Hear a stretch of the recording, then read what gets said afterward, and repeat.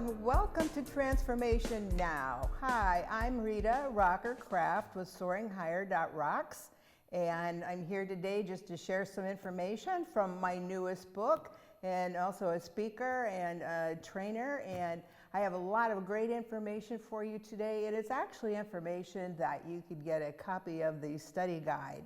And so what I'm going to do is I'm going to talk to you today through my new book, Shaping Your Future, and that's Become the Brand Everyone Wants, because the most power we have to change our lives is from the one that's looking in the mirror. So you have the power to change. And so I'm going to be sharing with you a lot of information from the book for these next two sessions and maybe on to a third and fourth one. We'll see how it goes. And so I'm going to be following some of the notes today from my ancillary material. So some of the things that I'll be talking to you about over the next probably 3 sessions would be talking about a self-assessment. And we need to do that to see where we are and what our future intentions lie, because a lot of times we wanted a future that we don't have, and there are still a lot of things that you can do to take steps to get there. And so self-assessments are really, really important. Another thing is creating a success-driven mental GPS. You know, we have the GPS in the car when we're going places, and so there's auto-suggestion techniques and how we turn things around when we hear things, whether it's our own thoughts or someone else's comments. And so we have a mental GPS as well. And so a lot of times it's a matter of catching ourselves and turning around that thought that is keeping us down in a place where we don't maybe want to be necessarily. The third chapter, then I talk about entering the winner's circle through what we call brain jujitsu and a resilient human spirit. And obviously we need that resilient human spirit, but again, flipping our thoughts, flipping our concentration and our focus in order to go after and achieve those things that we really want out of life. I talk about perception, which is reality. You know, no matter what we perceive to be true, it could be true, but how we see ourselves and then also how we see others or perceive others really is our reality, whether it's true or not. And I'll explain a little bit more on that. But perception and how we see things really has a lot to do with controlling where we are in life and where we will go. Another one is gaining powerful credibility through engaging communication and presentation skills. A lot of that I will share in the second part. And then you think of, well, is that really me giving that confident presentation? I'll talk to you more about that the next time too. But whether you're talking in front of one person or 1,000 people, there are a lot of things you can do to be comfortable, be engaging, and get people to sit up and really hear what you're saying. And then designing a power portfolio. Those are some things that can help you as you climb up maybe a ladder in your job or even in relationships. And what I've recommended for people to do is create a notebook. You know, sometimes we have thoughts, or maybe we make New Year's resolutions and all that kind of thing, and maybe we're on the computer, we're just typing away, thinking of thoughts. But a lot of times, in order to do a self-assessment and to really think about what you want out of life and some steps to take, and especially that internal, what are the thoughts in there, it's really best to have a notebook that's reserved just for this purpose. So you don't have the distraction of phone and computer. You set those aside so you and your notebook can, just write down and really think, get into those thoughts. So if you can separate yourself from the electronics while you're doing a lot of note-taking, it's amazing when you get back and you look at it again, like, wow, you read things you didn't even know you wrote down. Because you don't have the distraction, so you're really getting into your heart and your mind and discovering so many new things about you, and that can lead to a lot of great new experiences for you. So that's what we'll be working on today. And so as far as the introduction to this material, I love this picture.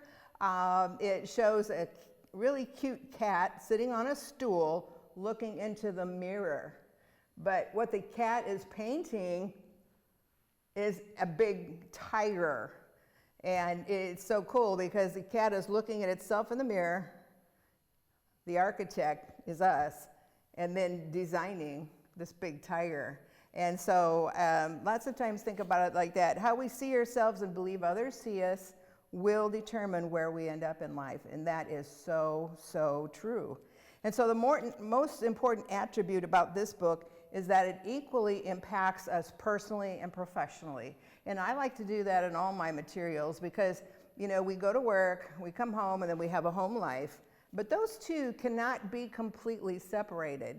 So I always like to think of, okay, whatever's going on inside your head, inside of you, does affect your work, and vice versa. So you'll see that most of my programs will be really concentrating on both rather than just one topic, because we are spirit, soul, and body. Our spirit is who we really are, who we truly are. Our soul is our will, our intellect, and our emotions, which usually ends up controlling probably a lot more than it should sometimes. And then our physical body. That not only includes our health and our body, but also our appearance, our energy level, our demeanor that we project to other people. So we are a three-part being of spirit, soul, and body. So I always like to work with those together to see how one is affecting the other, because again, we're the three-part being. And so what we want to do is really think about our attitude as we go through this. Attitude is so critical. Even sometimes when people were captured and went through a lot, they kept an attitude of, no, I will get through this. I will get through this. And so, or we can have an attitude that's like, I just give up. You know, what the heck? Nothing's ever worked for me, so I just give up. What is your attitude? I know I have to have attitude adjustments all the time. And I'll maybe say, God help me, you know, I need to change these thoughts. I need to change this attitude to gratitude, for one, just more gratitude and just thankfulness, and that really helps. And then perception, because everything is a choice that we make. And so we have to think about that. And think about the individuals that you associate with. I'll talk more about that because that's critical to where you are and where you're going to go. And then even places where you spend your time. And that could include the living room, on the couch watching TV all night, or another place maybe would be in another room or at the table, on the computer with a book, studying for the things, the road that you want to be on and the place that you want to go. So those are all decisions or choices that we make. Who we hang around with is a choice. And trust me, my life has been really rugged and difficult in a lot of ways, and I realize we become a lot of times who we hang around with, or they're letting us, keeping us from where we want to be. And so always think of that as well. You never want to compare yourself or your journeys to other people, but always to yourself, to success and gratitude. So in the first chapter, I'm talking about self-assessments, where you are and where your future intentions lie. Because where you are now does not have to dictate where you're going to be 6 months from now, a year from now, etc. And I know that a lot of times we have caregiving, we have things that we have to do that have affected life, but we can still move forward in so many ways. And so you are the developer of your life. And, to be honest with you, I wish I had realized that many, many, many years ago, that I was the developer of my life and not let situations rule where I was going and plant certain thoughts in our head. So you are the architect of your life. And so where is your life now? And so one of the things I had in here for everyone to think about is, first, the thoughts that you entertain. What kind of thoughts are you entertaining? Are they happy thoughts? Are they, oh my gosh, I'm so tired of everything, I can't stand it, I just, I give up, I'm just going to sit here? Are there thoughts, oh, I'm so excited that God has new plans for me, I'm going to have a good new relationship, or by golly, I'm going to get that job that I've been wanting for several years because I'm capable, I'm smart, and I'm going to do it. So you talk to yourself in a way, what thoughts do you entertain? Because the thoughts that you entertain are where you're going to be. And that is so critical, because then we'll start drawing the kind of people, the kind of situations to us because of the energy we're giving off by whatever type of thoughts we're entertaining. It's powerful, it really is. Also think of the words that you speak and write. Okay, this means the words you speak to yourself, the words you speak to your family, the words you speak at work, everybody else. What are the type of words you speak? Are they supportive? Are they motivating? Are they angry? Are they mean? You know, sometimes we can talk to ourselves in a very derogatory way because that's what we've heard maybe in parts of our life. So always think, what are the words that you're saying to yourself and others? Really stop and think about it. It's eye-opening. And also ones that you write, because, you know, nowadays everybody texts. They text messages a lot of times instead of talking on the phone. Between text and social media, what kind of writing do you see from yourself, what you're sending back to others, and what other people are saying? It is powerful. And there's a lot of things that we can do to help change that, change the way people are talking, the way they're feeling, anger that you see a lot of. We can do our part to help change that by what we say, because we're great people and we're not going to participate in a lot of the things that are happening right now. And then also the issues that you encounter every day, the people you encounter, the places, the things. And so a lot of times it's like, okay, I know there's going to be some upset at work, or I know there's going to be an issue that needs to be dealt with. And so you start planning in your mind how to control yourself, have your strength, your shoulders back, speak out, but be engaged and not try to fight back. So many times we try to fight back what someone else has said, and it just ends up in a fight. And so, you know, you can prepare yourself for a lot of things ahead of time that will put a positive spin on it, instead of letting something maybe happen that you wouldn't want to because of an issue that maybe you can't even help. So think about that. You know, I love watching America's Got Talent and American Idol. Why? Because so many of the testimonies are awesome about people. I remember one of the gentlemen, the first time he was on America's Got Talent, this is probably about 4 years ago, I guess, he was dressed kind of interesting, kind of different. He lived, I think, somewhere in Appalachia, and his job was a chicken catcher. And so you could see the judges, the people in the audience, they were rolling their eyes around, well, chicken catcher, what does that mean? And then he started playing his guitar and singing, and he sounded like Willie Nelson. And everybody's going, oh my gosh. And so this chicken catcher ended up winning the $1 million prize and the year contract in Las Vegas. And there are so many people, as I'm watching American Idol now, that really tough lives, maybe grew up in shelters, went through so many things, and yet they're awesome. And they're showcasing their talents that God gave them, and amazing things are happening. I remember Susan Boyle on Britain's Got Talent, and she came out not the best look for what they were looking for, and went on stage, and everybody was rolling their eyes and thought, oh my gosh, what are we going to be hearing here? And she opened her mouth, and everybody was just like, their mouths fell open, and they were shocked to hear that absolutely magnificent, sounded like an extremely well-trained voice. And she went forward from there. I think she was first runner-up, and it was just amazing. But all kinds of stories of people, what they're doing, what's happened, the kind of jobs they have.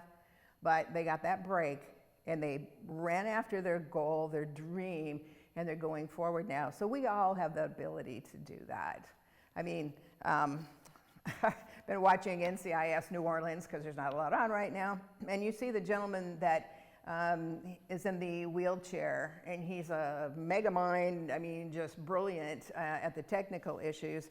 And so even though sometimes there might be a physical hindrance, that still cannot stop us from reaching our goals. I've seen so many, people with no feet or no legs playing guitars, and the lady that didn't even have a shoulder anymore to play a violin, and she was incredible. And so there are always things that we can do, what is in your heart, what you really want to do, what's down in your heart. So always remember that. So concentrate more on what you want to be than what you want to become, rather than maybe what you are now, where you are now, I should say, because that makes such a difference. And then what you do now or currently have done in your career does not determine your level of success or where you can go. And again, if you watch programs like that, you'll see these people go from really, really hard lives to fulfilling their goals. So we can all do that, but we focus on it, we work on it. So always focus on that rather than maybe some of the obstacles that are in the way. You know, there's an exercise here where I tell people, take your pen and your notebook and then write out the following. What thoughts take up most of your time? What thoughts take up most of your time? Wow. If you really sit down with a notebook and it's quiet, even if you have to lock yourself in the bathroom to get some peace and quiet, what thoughts take up most of your mind? Because those are actually directing you and controlling you into the rest of your life. Are they happy thoughts? Are they determined thoughts to get out, rise above, and conquer? Are you afraid of someone or something? That's happened in my life more than once. And so if we're afraid of something, we're afraid of failure, we're afraid of rejection. Those were my two biggest ones. We're afraid to step out because we might be rejected because we were abandoned in some way. Somebody left us, even if they died. A lot of times we feel abandonment and we have to fight through that. And so are we afraid of someone or something? That makes a big difference. And a lot of times we need to adjust and switch to a different place in our lives. Are we wishing for someone else's life and career, thinking that we can or cannot maybe do that? And so a lot of times, parents, they'll live vicariously through their kids.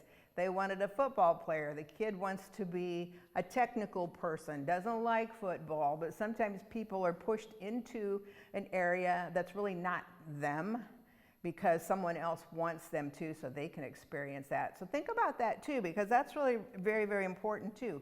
Your thoughts, are you happy? I mean, we all have certain personalities. Some people need adventure.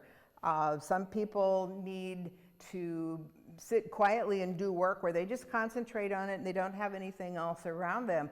Some people are very creative and they need that creativity, whether it's dancing of any type, whether it's playing instruments, designing things, but they need that. And so think about who you really are. What are your thoughts? And what ones can you use in your future? We'll talk more about that later.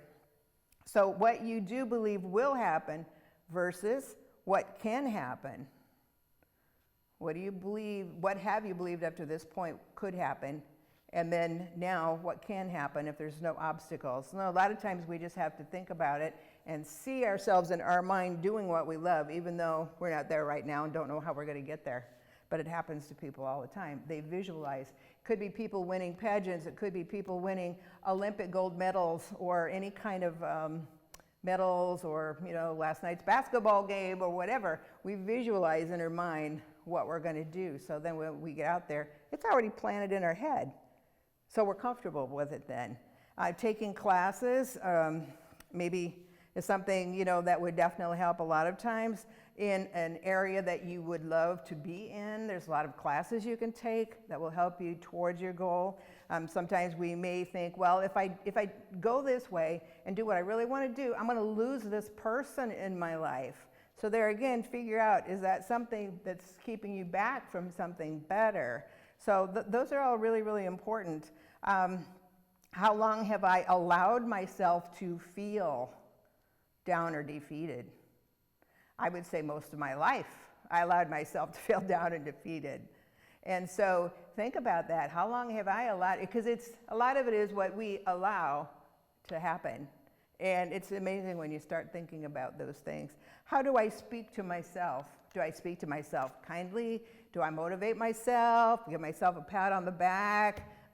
Could be, hey, maybe you burned the roast and burned the dinner, but at least you got out there and you made one. I mean, whatever the case may be. But how do I see myself as a conqueror? Because we are. How do I allow myself to be treated? That's a biggie as well. Because all the abuse I went through, I realized that I had allowed that by not separating myself and going a different direction. I didn't realize that at the time because I felt unworthy. But that's really, we allow so much to happen that we oftentimes just need to push away from and start new friends, new relationships, new classes, maybe a new city, whatever the case may be. Pray about it, get some answers first. But write down then, after you've thought about that, write down what makes you feel confident and powerful. Maybe you don't care for your job and it's just kind of there, but you feel confident when you're throwing a basketball, when you're out doing ballet, when you're coaching a little league. And boy, the kids just absolutely love you. So what are those things, what are those characteristics that make you feel confident and powerful? And then what are the ones that make you feel maybe weak and ineffective? Well, I went this career route because this is what my parents and my counselor at school and everybody said, but I don't really feel like I'm very effective there. I don't really like it, I'm not comfortable. So write those things down too, because that will help you redirect your life into those things that make you happy, give you joy, where you can use your talents and your skills and abilities to really make a difference. And so a lot of times we have to shift our thoughts first and then shift our careers, what we study, who we hang out with, and all of that. So it makes a difference. But Eleanor Roosevelt once said, "No one can make you feel inferior without your permission." I love that because that is so, so true. That we don't have to let those things stick in our brains and think, yeah, I am a failure. I don't match up to my siblings. Things like that. I'm going to a church right now where the pastor is internationally known. He's written some great books and some Christian comic books and just a powerhouse, loves God. Amazing speaker, amazing author, but two of his, I think it was teachers, it might have been counselors, when he was younger, one time when they had to get up and do speech in high school in a class, he kind of stumbled around because he was uncomfortable, and that's understandable. And the teacher said, do not take up a job where you have to speak. Find a job where you don't have to really speak to people. And then in an English class, they were writing some sort of essay or something, wasn't the best at the time, and that teacher said, don't try to take a job where you do a lot of writing. You can't do it. Okay, what happened? He's a powerful speaker, he's a powerful author and writer, and so did he let that kill those dreams? No. And so we can do the same thing. We don't let what people say try to steer us in a way that we know better, because we know what's in our heart. So think about that. There's a lot of famous failures that I've shared in other programs before in the book, and when we know that famous people, Michael Jordan, you can't play basketball, you're terrible, and goes home and cries, and look how popular he was. I mean, there's many people that really succeeded in spite of what someone with influence said to them. And we can do the same thing. So old ways of doing things will not open new, different doors. It's kind of like that saying, if you've always do what you've always done, you'll always get what you've always had. And that is so true, that if we want new things, we want new doors to open. We can kick them open if we have to, but by doing the right things to get there, studying the right classes, being around the right areas to do that.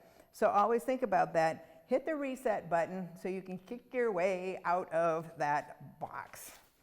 Okay, another thing, we just have a few minutes here and then I'll finish up on the next program, is going back to the future. And so close your eyes and create. Just sit and close your eyes for a little bit and create your ideal life in your mind. As the virus and everything settles back down, I still want to be out speaking and doing training. I love it and I miss it. And so I'm trying to work on that myself, getting back out there and doing the things that you really love to do. Sometimes health issues get in the way, and so we don't have to put that part of our life on the shelf. We can still think about these things as maybe we're going through some other trials. But don't let the thoughts of your future go just because of maybe what is happening in your life, health-wise, and a family's health or a financial situation. Keep those thoughts in your mind, regardless. So they continue to grow. You've planted those seeds. Now water them and nourish them and let them grow while you're kind of maybe changing some things in your life. So if the wildest dreams of your heart are to be achieved, what would they be? Write them down in your book, in the quiet, and then try to work backwards. Maybe your ultimate goal is something about, maybe you do want to be a speaker, you want to be a coach. So put that goal there, and then you start what would be the next step under that, and under that, and under that, until you reach today, to your present. So you have some steps there that you know you need to take in order to be successful. Include pictures of people doing the kind of job that you want, having the kind of relationship you want. You want a new home? Put it there. You want a new career? Put it on a visual board. Add a photo of a happy, determined person there. List the steps. Have the pictures so you have a visual that you can focus on as you're moving towards those goals. I know sometimes I thought, oh yeah, that sounds really kind of corny. No, it really does help people because that's where they're focused. We go where we focus. Whatever's in our mind, what we focus on, that's where we're heading. And so always think about that because sometimes it's kind of hard to do that. So first step, creating the ultimate goal page, how you want to look and feel, what you want your bank account to look like and be, and then what kind of family and social life you want. Those are critical. So I'll start talking about that again in our next program. Thank you for joining me, and God bless you, and I know there's great things in store for you.